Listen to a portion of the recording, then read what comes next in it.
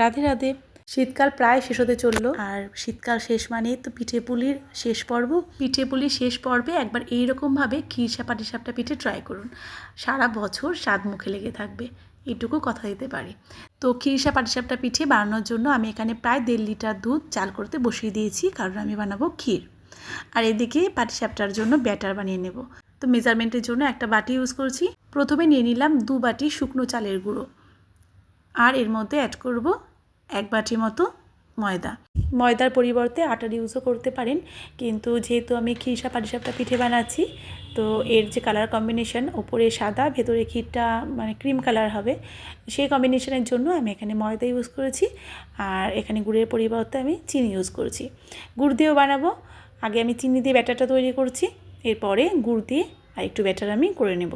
তো 1 বাটি চিনি আমি এখানে অ্যাড করেছি, তারপর মিশিয়ে দিচ্ছি 2 বাটি হালকা গরম দুধ। তো ব্যাটারটা বানানোর জন্য আমি দুধের সাথে একটু জলও ইউজ করেছি। আপনারা চাইলে কিন্তু পুরোপুরি দুধ দিয়েই ব্যাটারটা বানাতে পারেন। এর পরিমাপটা বলছি, আমি এখানে ময়দা আর চালের গুঁড়ো 3 কাপের মতো বা 3 বাটি ইউজ করেছি।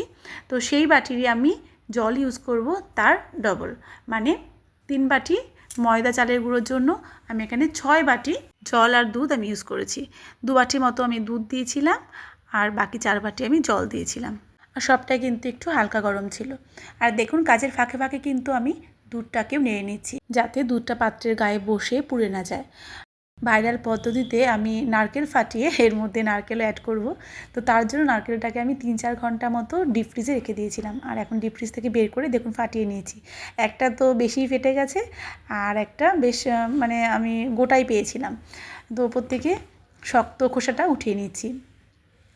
দেখুন কত সুন্দর পুরো আস্ত নারকেল বেরিয়ে এসছে। আর এবার খুব সহজেই পিল করে নিচ্ছি খোসাটা। দেখুন কত সুন্দর ধবধবে নারকেল, কত ইজিলি পেয়ে গেছি, কত সুন্দর হোয়াইট বলের মতো লাগছে। আর তারপর নারকেলটাকে ছোটো ছোটো করে বানিয়ে মিক্সিতে দিয়ে ব্লেন্ড করে নিলে রেডি নারকেল করা। আর দেখুন, আমি বেশিক্ষণ ডিপ ফ্রিজে রাখাতে ভেতরে জলটা বরফ হয়ে গেছে। তো যাই হোক, আপনারা আপনাদের সুবিধা মতো নারকেল কুড়িয়ে নেবেন। আমার তো এই পদ্ধতিতে ভীষণই ইজি লেগেছে, আর খুব সুন্দর, খুব সহজেই অনেকটা নারকেল কোড়ানো হয়ে গেছে। দেখুন কত সুন্দর সাদা ধবধবে, একটুও নারকেলের যে ওপরে যে স্কিনটা থাকে ব্রাউন কালার, সেটা কিন্তু এর মধ্যে আসেনি। তো যাই হোক, দুধটাও অনেকটা দেখুন জাল হয়ে শুকিয়ে এসেছে। এটা যতটুকু আমি দুধ নিয়েছিলাম তার অর্ধেক করে নিয়েছি, অর্ধেকের থেকে একটু বেশি জাল করে নিয়েছিলাম। আর এবার মিশিয়ে দিচ্ছি কোরানো নারকেল। নারকেলটা দিয়েও বেশ কিছুক্ষণ সময় জাল করে নেব। নারকেলটাকে মেশানোর পরে আমি আরও 3-4 মিনিট মতো জাল করে নিয়েছি। আগে থেকে আমি একটুখানি গোবিন্দভোগ চাল ভিজিয়ে রেখেছিলাম, 1/2 কাপেরও কম। আর এবার একটা মিক্সিং জার নিয়েছি, চালটাকে গুঁড়ো করে নেব, মানে একটু জল দিয়ে গুঁড়ো করব, একটা স্মুথ পেস্ট বানিয়ে নেব। একটা বড় সাইজের খেজুরের পাটালি নিয়ে নিয়েছি। তো এই পাটালিগুলোটাকে ছোটো ছোটো করে বানিয়ে নেব খিরসার মধ্যে দেওয়ার জন্য। যেহেতু আমি খেজুরের গুড় ইউজ করছি, তো তার জন্য আমি এই খিরসার মধ্যে এলাচের গুঁড়ো দিচ্ছি না। আর আপনারা যদি চিনি দিয়ে বানান, তো আমি বলবো যে অবশ্যই খিরসার মধ্যে এলাচের গুঁড়ো দেওয়ার জন্য। আর খেজুরের গুড় দিয়ে বানালে এলাচ অ্যাড করার কোনো দরকার নেই, কারণ গুড়ের ফ্লেভারটা এর সাথে ভালো লাগবে। দুধ আর নারকেল অনেকটাই জাল হয়ে ঘন হয়ে এসেছে। এবার এর সাথে মিশিয়ে দিচ্ছি গোবিন্দভোগ চালের পেস্ট। এই গোবিন্দভোগ চালের পেস্ট দেওয়াতে খুব তাড়াতাড়ি কিন্তু ক্ষীরটা ঘন হয়ে আসছে, আর এর ফ্লেভারটাও খুব ভালো হয়, যেহেতু গোবিন্দভোগ চালের খুব সুন্দর একটা ফ্লেভার আছে। আর এবার এর মধ্যে মিশিয়ে দিয়েছি গুড়। গুড়টা নিজেদের পছন্দ মতো কম বেশি করতে পারেন। আমি এখানে প্রায় 1.5 বাটি মতো গুড় অ্যাড করেছি। এইবার এর মধ্যে দিয়ে দিচ্ছি 2 চামচ ঘি। ঘিটা অবশ্যই দেবেন। ঘি দিলে কি হয় না, এর স্ট্রাকচারটা খুব সুন্দর ক্রিমি হয়। তো ঘিটা আমি খুব ভালো করে মিশিয়ে নিচ্ছি। আর ঘিটা মেশানো হয়ে গেছে প্রায়। গ্যাসের ফ্লেম বন্ধ করে দিয়েছি, আর একটা পাত্রে ঢেলে নেব। তাড়াতাড়ি ঠান্ডা করার জন্য একটা প্লেটের মধ্যে আমি ঢেলে নিচ্ছি। ঠান্ডা হলে কিন্তু এটা আর একটু শুকনো হয়ে যাবে। আর ক্ষীরের কালার আর ঘনত্ব দুটোই কিন্তু আমার ক্ষীরসা পাটিসাপটা বানানোর জন্য একদম পারফেক্ট হয়েছে। আর এবার একটা তাওয়া বসিয়ে দিয়েছি পিঠেগুলোকে ভাজার জন্য। তাওয়া গরম হলে একটু ঘি ব্রাশ করে নিচ্ছি, আর একটা টিস্যু পেপার দিয়ে আমি তাওয়াটাকে মুছে নিয়েছি, যাতে এক্সট্রা অয়েলি ভাব এর মধ্যে না থাকে। তাহলেই লিকুইডটাকে খুব ভালোভাবে স্প্রেড করা যাবে। তো আমি 1 চামচ ভর্তি করে ঢেলে দিয়েছি ব্যাটার, আর খুব ভালো করে আমি গোল গোল করে ঘুরিয়ে নিচ্ছি। আর এই পিঠেগুলো কিন্তু একদমই লো হিটে ভাজতে হবে। আর আমি কিন্তু গ্যাসের ফ্লেমটাকে একদম সিমে করে রেখেছি। আর তাহলেই পিঠের ওপরে লেয়ার সাদা আর মসৃণ হবে। তো আমি এর মধ্যে 2 চামচ দিয়ে দিয়েছি ক্ষীর। আর একটা খুন্তির সাহায্যে পিঠেগুলোকে উঠিয়ে নিচ্ছি। দেখুন খুব সহজেই কিন্তু পিঠেগুলো উঠে আসছে, পাত্রের গায়ে লেগেও থাকছে না।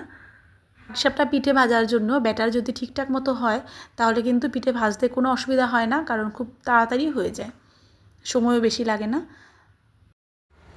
অনেকেই অনেক রকমভাবে পাটিসাপটা পিঠে বানান, তো আমি অনুরোধ করব একবার এইরকমভাবে পাটিসাপটা পিঠে বানাতে। আশা করি সববার ভালো লাগবে। আর স্পেশালি নতুনদের জন্য বলবো আপনার এই মেজারমেন্টটা একটু ফলো করে পিঠে বানান, পাটিসাপটা পিঠে। আশা করি আপনাদের ফেল হওয়ার কোনো চান্স নেই। আর আমার কাছে মনে হয় পাটিসাপটা পিঠের রাজা। তো আর দেখুন কতটা সুন্দর হয়েছে এই পিঠের রাজা পাটিসাপটা পিঠে। আর প্রত্যেকটা পিঠে কিন্তু আমার একই রকম হয়েছিল, আর ওপরের লেয়ারটাও কিন্তু অনেক স্বচ্ছ হয়েছিল। আর আজকে আমি একই পুর দিয়ে মানে একই ক্ষীর দিয়ে আমি কয়েকটা গুড় দিয়েও পিঠে ভাজবো। তো তার জন্য আমি চিনির পরিবর্তে সেম একই রকমভাবে গুড় দিয়ে একটা ব্যাটার বানিয়ে নিয়েছিলাম। তো তার মধ্যে চালের গুঁড়ো, ময়দা আর জলের পরিমাণটা একই ছিল। চিনির পরিবর্তে স্বাদ মতো গুড় মিশিয়েছিলাম। গুড়টা নিজেদের পছন্দ মতো কম বেশি করতে পারেন। আর দেখুন পিঠেগুলো কতটা সুন্দর লাগছে। ভেতরের এই পুরটাকে হাইলাইট করানোর জন্য আমি ওপরের কভারটা সাদা রেখেছিলাম। আর আজকে বিশেষ একটা দিন, কানাইয়ের গুরুদেবের আবির্ভাব তিথি। তো ইচ্ছে আছে যে মন্দিরে যাব, আর মন্দিরে গেলে পিঠে নিয়ে যাব। তো তার জন্য একটু বেশি করে পিঠে বানিয়েছিলাম, আর বেশ কিছুটা পিঠে গুড় দিয়ে ভেজেছিলাম। আর এই গুড়ের পিঠে ভাজার সময় গ্যাসের আঁচটাকে একটু হাই ফ্লেম রেখেছিলাম, যার জন্য এত সুন্দর ওপরটা দেখুন জালিদার ছিদ্র ছিদ্র হয়েছে। তো গুড় চিনি দুরকমভাবে পিঠে বানিয়েছি। কার কোন রকম পিঠে পছন্দ কমেন্টসে জানাবেন, আর ভিডিওটা কেমন লাগলো জানাবেন। যদি ভিডিওটা ভালো লেগে থাকে লাইক কমেন্ট শেয়ার করে দেবেন। আশা করছি আমার এই পাটিসাপটা পিঠে সকলের পছন্দ হবে। বাড়িতে বানান, সকলেই এনজয় করুন পাটিসাপটা পিঠে, স্পেশালি পাটিসাপটা পিঠে। তো ভিডিওটা আজকের মতো এখানেই শেষ করেছি। দেখা হচ্ছে খুব তাড়াতাড়ি অন্য কোনো নতুন ভিডিওতে নতুন রেসিপির সাথে। ততক্ষণের জন্য রাধে রাধে।